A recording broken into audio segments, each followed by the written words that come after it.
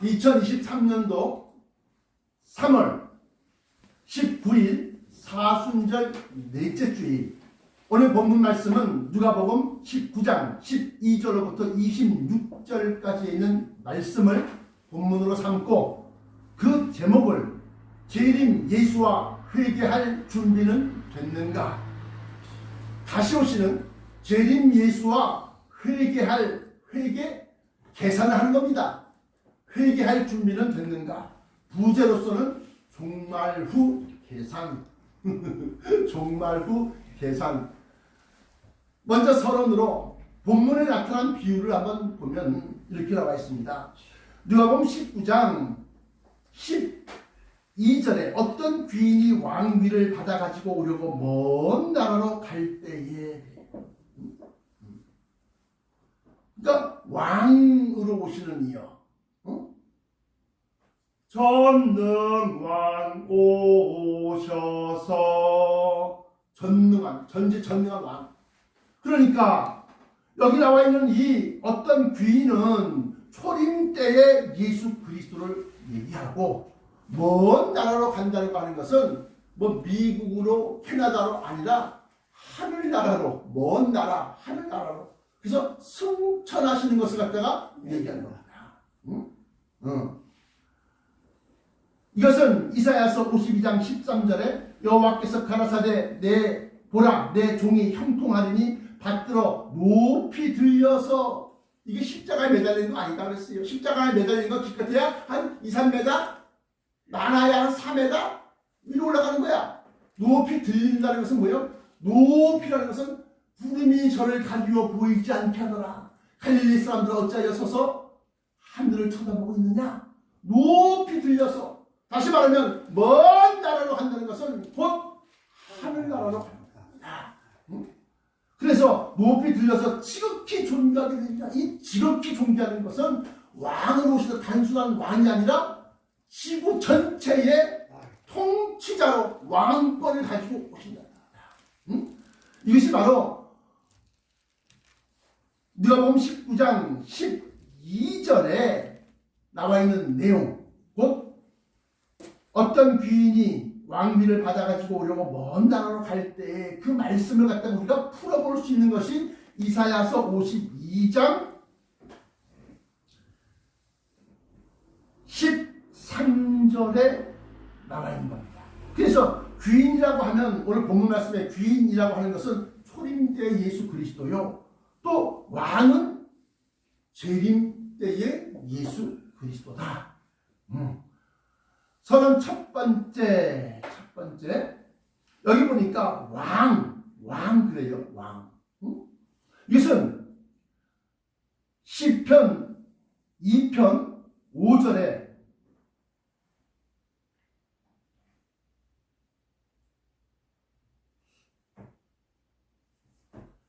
이렇게 기록하고 있습니다.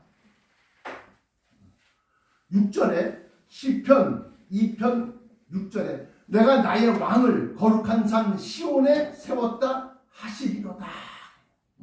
왕을 세웠다는 겁니다.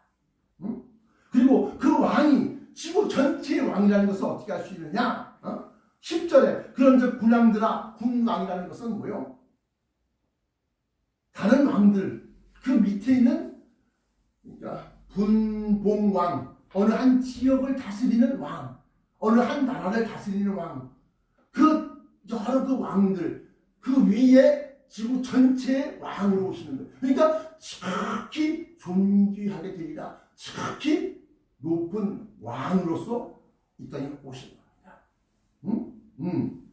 그러면서 세상의 군왕들아 너희는 지혜를 얻으며 세상의 재판관들아 너희는 교훈을 받을지어다. 여호와를 경외함으로 숨기고 떨며 즐거워할지어다.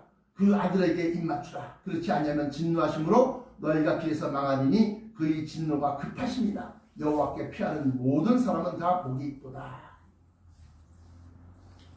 그러니까 본문에 나타난 어떤 귀인이 왕위를 받아가지고 오려고 먼 나라로 갈 때 그 왕위는 지구의 통치자로서 오시는 지극히 높은 위치에 왕위를 받아가지고 오시는 거예요. 그래서 31번째, 왜 이 말씀을 본문으로 택했느냐? 지금 다시 오실 주님의 징조가 탁탁탁탁 나타나고 있기 때문에 다시 오시는 주님, 근데 다시 오실 때 왕으로서 이 땅에 오시는 거다. 그래서 31번째, 7년 대환란과 종말이란 재림 예수 그리스도께서 다스리는 천년 왕국이 온다는 것이다. 이건 요한계시록 12장 1절부터 5절까지 말씀 보시면 나와 있는데, 그 중에 5절 보시면 여자가 아들을 낳으니 이는 장차 철장으로 만국을, 여러 나라, 찰만자, 모든 나라 만국을 다스릴 남자라. 그 아이를 하나님 앞과 그 보좌 앞으로 올려가더라. 승천에 가서 왕권을 받아서 철장 권세를 가지고서 이 땅에 오신다는 겁니다. 그것이 요한계시록 12장 1절부터 5절까지의 내용입니다. 한번 읽어보세요. 계시록 12장 2절에는 이 여자가 아이를 베어 해산하게 되매 아파서 애써 부르짖더라. 이 여자가 낳을 아이, 그 아이는 여자가 아들을 낳으니 이는 장차 철장으로 만국을 다스릴 남자라. 그 아이를 하나님 앞과 그 보좌 앞으로 올려가더라. 그 여자는 누굽니까? 세상 교회가 있습니다. 세상 교회. 근데 교회가 아파서, 왜? 애기가 나오려고 하니까 아파서 애써 부르짖더라.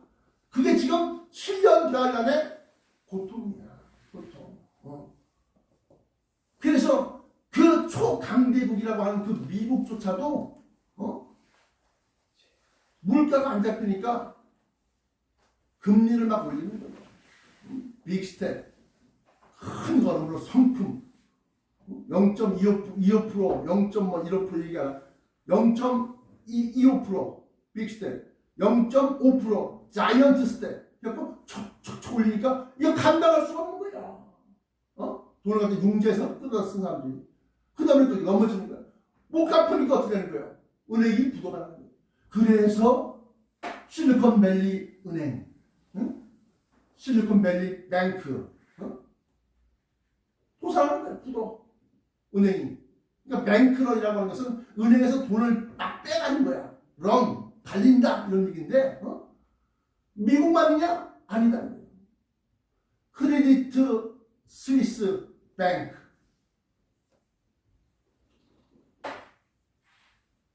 CSB, 스위스의 세계에서 9번째인가 큰 은행이 됩니다. 그 은행이 도산하는 거야. 또 아까 얘기했던 실리콘밸리 뱅크의 모은행이 있습니다. 그 은행조차도 휘청지않고 주가가 30% 막 떨어지고 막 50% 떨어지고 막 떨어지는 거야. 그러니까 미국조차도 그런데 우리나라는 지금 어떻겠어요? 고통스럽다는 얘기예요. 힘들다는 얘기예요. 그래서 7년 대환란에 3년 반 절반 딱 잘라서 앞부분에 있는 그 환란기는 경제적인 환란이다. 일단 코비드-19으로 인해서 산업 활동을 못해. 그러니까 중국이 완전 폐쇄 정책을 힘으로 말미암아서 상하이 전체 10몇 명 코비드-19 이게 발견됐다라고 다 봉쇄해버려. 그냥 들어오지는 못하고 나가지 못하고 모든 회사가 막 다 그렇고 공장이 그렇고. 그러니까 어떻게 해? 사람들이 돈을 못 버는 거잖아요. 그리고 그 물류가 옮겨가지 못하는 거예요. 그러니까 결국엔 사람들 죽는 것도 650만 명 죽었다 하지만 결국은 경제적인 고통. 뿐만 아니라 이제 후반부에 들어가 이제 후환란기 직전에 전쟁의 소문이 여기저기서 들리기 시작합니다. 중국이 대만을 갖다가 침공해서 통일을 시키려고. 그래서 기동 함대 사령관 3스타로 알고 있는데 그 사람이 퇴역하면서 자기 밑에 있는 부관들, 자기 밑에 있는 참모들한테 2025년 올해가 2023년 아닙니까? 4년, 5년, 2년 뒤에 중국이 대만을 침공할 것 같다. 그러니까 너희는 준비를 단단히 해라. 또 러시아가 우크라이나를 갖다가 침공해서 전쟁을 일으킵니다. 그게 1년 전이에요. 그래갖고 금세 이길 줄 알았는데 우크라이나가 죽자마자 막 일 안 하고 막 병걸 매달리면서 막 싸우네. 그러니까 나토에 있는 나라들이, 나토의 회원국들이 무기를 막 대주는 거예요. 그 나라에다가. 그러면서 전쟁이 뭐 3일이면 끝난다, 일주일이면 끝난다, 열흘이면 끝난다, 석 달이면 다 깃발 꽂는다. 1년이 다 되도록 전쟁이 끝나지 아니하니까 블라디미르 푸틴이 핵무기를 갖다가 슬슬 보여주면서 야 우리 핵 훈련도 했어요. 핵 기동 훈련도 하고 또 핵 실험도 하고 흑해가 아니라 노르웨이 연안에 그 위쪽에 그 잠수함 바닷속에서 핵폭발 실험 갖다가 하고 실험도 하고 뭐 이러면서 막 그냥 핵전쟁의 위협이 막 늘어. 왜? 이제 전반기 3년 반이 끝나면은 뭐가 시작되는 거야? 멸망에 가증한 것이 거룩한 곳에 선 것을 보거든 읽는 자는 깨달을진저. 그 멸망에 가증한 것, 그 멸망에 가증한 것은 뭐? 다니엘서 10장 1절에 이는 큰 전쟁에 관한 일이다. 다니엘서 10장, 11장, 12장 이것은 히데겔 강가에서 다니엘 선지자가 본 환상을 갖다가 다 풀어 쓴 거예요. 근데 그 풀어 쓴 내용이 큰 전쟁에 관한 일이다. 그러면서 이것은 먼 훗날의 일이다. 다시 말하면 그 멸망에 가장 것은 뭐냐? 전쟁에 쓰여지는 것이 뭐요? 멸망시키는 전쟁. 핵미사일이다. 이걸 내가 내 자랑 같아서 얘기 안 하려고 했는데 세계 최초로 24, 5년 전에 내가 그랬다가 책으로 발표한 거예요. 여러분들 물서 이거 책으로 발표한 거예요. 이 책으로. 여기서 아니라고 틀렸다고 항의한 사람 못 봤어. 내가 오라고 했잖아. 딱딱딱 다 얘기해 준다고. 자, 그렇게 해서 핵전쟁이 일어났는데 그 기간은 다니엘서 12장 11절 12절 보면 45일간이다. 왜 그 45일 굳이 강조하느냐? 마태복음 14장에 15절로부터 그 큰 환난에 대해서 얘기하는데 택하신 자들을 위하여 그 날 수를 감하시리라. 그건 뭐예요? 얻어맞는 기회 빨리 행복하고 손 들어가는 겁니다. 왜? 아니면 다 죽게 생겼거든.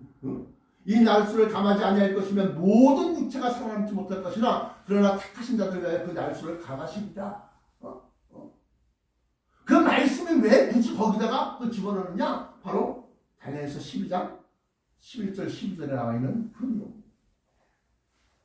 자, 그렇게 해서 그 큰 환난, 그때 큰 환난이 있겠습니다. 그 큰 환난은 뭐?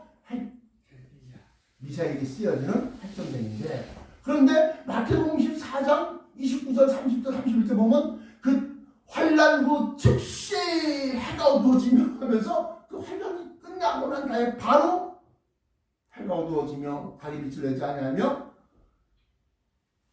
하늘의 권능들이 흔들리며 별들이 땅에 떨어지리다. 그러고 난 다음에 그때 인자의 징조가 똑같이 그때 같은 일 동시에 일어나는 겁니다. 그때 인자의 징조 하면서 보겠고 천사와 뭐 그 종들을 데리고서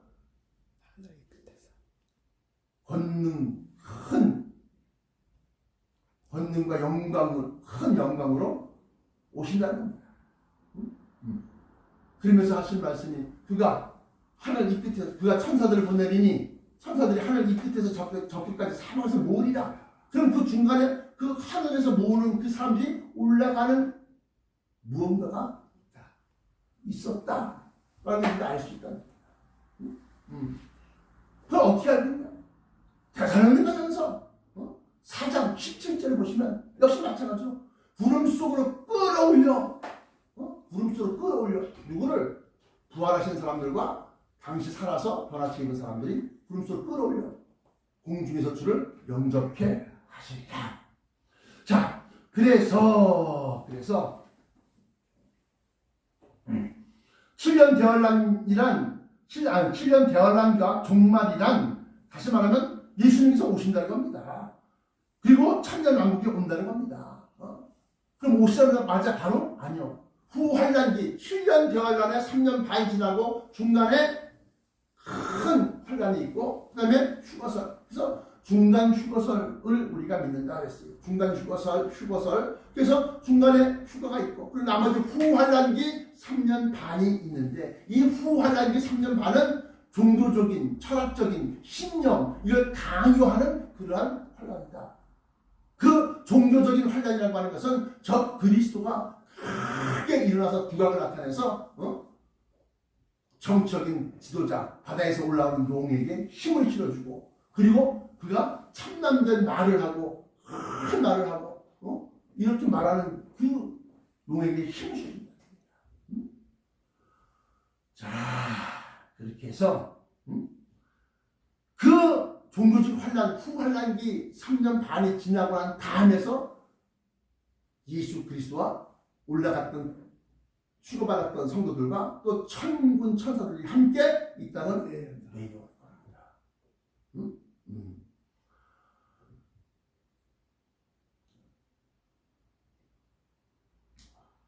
그래서 계속 12장 2절에 보시면 이 여자가 아이를 베어 해산하게 되면 아파서 애써 부르짖더라. 이 애써 부르짖는 것은 데살로니가전서 5장 3절에 저희가 평안하다 안전하다 할 그때 잉태된 여자에게 해산의 고통이 이름과 같이 멸망이 호련히 저희에게 이르리니 결단코 피하지 못하리라. 그 해산의 고통은 멸망 곧 핵전쟁을 얘기하는 것이고 인류 문명의 종말이다. 인류 문명은 어떻게 세워졌을까?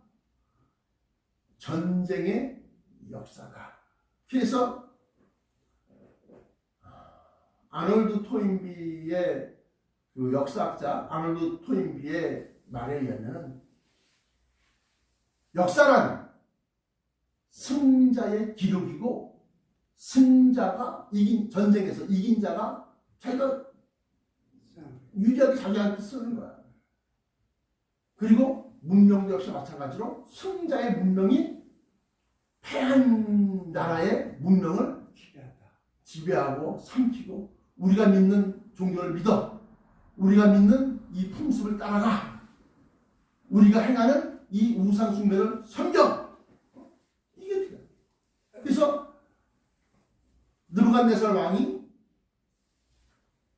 포로로 끌려온 다니엘과 또 그 세 친구 사드락과 메삭과 아벳느고에게 내가 만든 황금 신상에다 절을 해라. 그렇지 않으면 너희 갖다 푸른 불을 던져 넣으리라. 죽이겠다고 위협하는데 그것도 왕이 그 당시에 느부갓네살 왕은 지금의 미국의 대통령급이요. 전 세계를 갖다가 확 장악했던 그 왕이요. 바벨론의 왕. 그 왕한테 하는 소리가 할 말 있어. 더 이상 말할 필요 없습니다. 그냥 죽이세요. 그리고 풀로 들어가는 거야. 이런 것처럼 마지막 때에 종교적 환란도 역시 마찬가지로 우상을 섬기게 만들고 풍습을 따라가게 만들고 오해물들을 좋아하고. 자, 32번째 왕으로 오시기 전 초림 예수께서 우리에게 맡기신 것이 있다. 아까 본문에 보니까 뭐요? 한 문화를 갖다가 10명의 종이라고 했습니다. 10명의 종. 13절에 그 종 열을 불러 은화 10문화를 주며 이르되 내가 돌아올 때까지 장사하라 하니라. 그 10명의 종은 모든 종을 얘기한다. 근데 문화가 뭐냐? 누가복음 19장 13절에 나와 있는 것처럼 그 종 열을 불러 은 10문화를 주며 이르되 내가 돌아오기까지 장사하라 하니라. 참고적으로 이 같은 내용이 마태복음 25장 14절부터 30절에 있습니다. 근데 거기는 문화로 표현되지 않고 달란트로 표현되어 있습니다. 마태복음 한번 펴볼까요? 마태복음 25장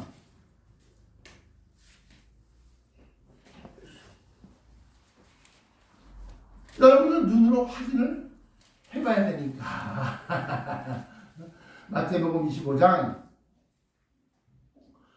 14절부터 30절까지 말씀 보시면 또 어떤 사람이 타국으로 갈 때 그 종들을 불러 자기 소유를 맡김과 같으니 각각 그 재능대로 한 사람에게는 금 5달란트, 한 사람에게는 2달란트, 한 사람에게는 1달란트를 주고 떠났더니 5달란트 받은 자는 바로 가서 그것으로 장사하여 또 5달란트를 남기고 2달란트를 받은 자도 그와 같이 하여 또 2달란트를 남겼으되 1달란트 받은 자는 가서 땅을 파고 그 주인의 돈을 감추어 두었더니 오랜 후에 이제 다시 오시는 거예요. 이제 재림하신 예수님. 오랜 후에 그 종들의 주인이 돌아와 그들과 결산할세. 지금 오늘 말씀의 제목이 뭐예요? 재림 예수와 회개할 준비가 됐느냐, 결산할 준비가 됐느냐. 지금 그 얘기가 바로 오늘 본 말씀, 이 설교의 제목인 겁니다. 오랜 후에 그 종들의 주인이 돌아와 그들과 결산할세. 5달란트 받았던 자는 5달란트를 더 가지고 와서 이르되 주인이여 내게 5달란트를 주셨는데 보소서 내가 또 5달란트를 남겼나이다. 그 주인이 이르되 잘하였도다 착하고 충성된 종아 내가 적은 일에 충성하였음에 내가 많은 것을 내게 맡기리니 내 주인의 즐거움에 참여할지어다 하고 2달란트 받았던 자도 와서 이르되 주인이여 내게 2달란트를 주셨는데 보소서 내가 또 2달란트를 남겼나이다. 그 주인이 이르되 잘하였도다 착하고 충성된 종아 내가 적은 일에 충성하였음에 내가 많은 것을 내게 맡기리니 내 주인의 즐거움에 참여할지어다 하고 1달란트 받았던 자는 와서 이르되 주인이여 당신은 굳은 사람이라 심지 않은 데서 거두고 해치지 않은 데서 모으는 줄을 내가 알았으므로 두려워하여 나가서 당신의 달란트를 땅에 감추어 두었었나이다. 보소서 당신의 것을 가지셨나이다. 그 주인이 대답하여 이르되 악하고 게으른 종아 나는 심지 않은 데서 거두고 해치지 않은 데서 모으는 줄로 내가 알았더냐. 그러면 내가 마땅히 내 돈을 취리하는 자들에게나 맡겼다가 이자를 주는 자들한테 맡겼다가 내가 돌아와서 내 원금과 이자를 받게 하였을 것이니라 하고 그에게서 1달란트를 빼앗아 10달란트 가진 자에게 주라. 무릇 있는 자는 받아 풍족하게 되고 없는 자는 그 있는 것까지 빼앗기리라.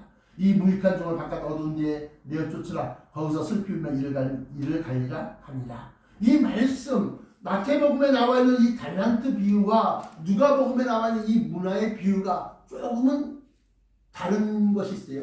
여기는 문화고 여기는 달란트고 또 문화에서는 모든 종들에게 한 문화씩만 줬는데 여기 5달란트, 2달란트, 1달란트 맡긴 금액이 틀려요. 그러면 참고적으로 당시 화폐 단위는 달란트, 1달란트는 이게 겨우 1개야. 그게 아니야. 1달란트는 지금 돈으로 환산하면 10억이에요.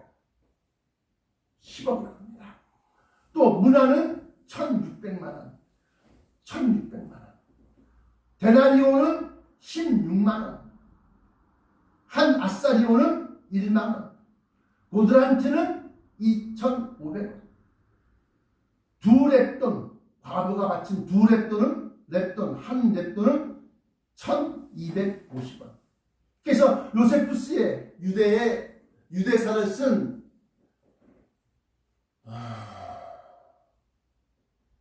유대 전쟁사 이 두 가지 책을 썼는데 이 요세푸스의 기록에 의하면 갈릴리 지역의 1년 세금이 200달란트였답니다. 전체로 다 걷어들여야 되는 세금이 200달란트. 그러니까 1달란트가 그게 작은 돈이 아니라는 거예요. 또 문화로 따졌을 때 한 문화는 1,600만 원이니까 결코 적은 것이 아니라는 겁니다. 그런데 중요한 것이 있습니다. 그러면 돈을 맡긴 거냐? 난 예수님한테 10억 받은 적이 없는데요. 예수님한테 10억 받았어. 부자네. 내가 그러면? 예수님한테 1,600 600만 원 문화를 받은 적이 없는데요. 재능이지, 재능. 탤런트의 어원이 달란트 아닙니까? 그러니까 재능을 주신 거지 돈을 준 게 아니라. 아닙니다. 아니라는 거예요. 그럼 주님께서 우리에게 주신 것이 뭐냐? 뭐냐?